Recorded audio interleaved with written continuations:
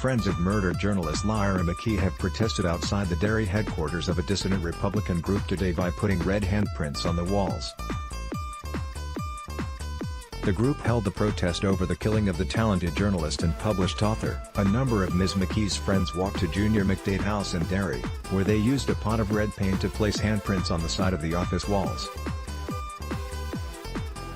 A group of some 6 men, understood to be members of Republican group Saoradh, who are associated with the so-called new IRA, stood outside the building during the intense protest. PSNI officers were also present and later asked for the names of those involved in the incident.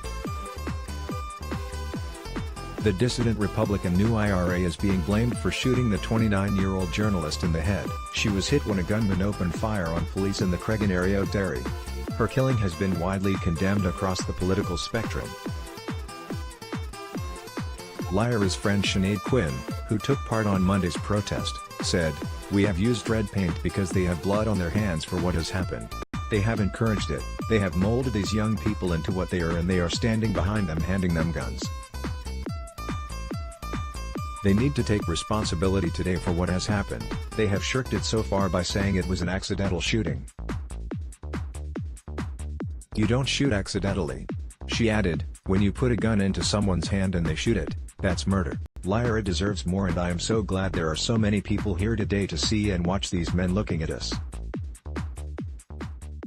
They are not a representation of Republican people in this town. Those people don't represent Republicanism.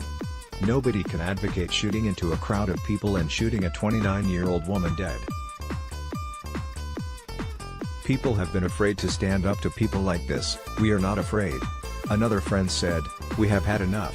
There is a younger generation coming up in the town and they don't need guns put in their hands.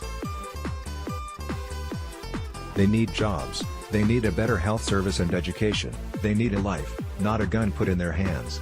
The group of friends have pledged to do more in Lyra's memory. Lyra McKee's name will never be forgotten in this town, Ms. Quinn added. "We have to do it for her."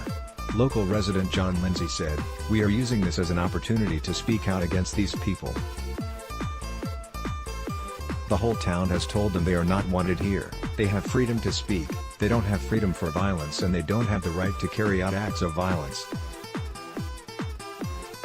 There is mood change here, even hardline Republicans are speaking out against them and saying they need to desist. My message to them is go away and get off our backs and stop dragging children into the past into a life of misery. Let's block ads,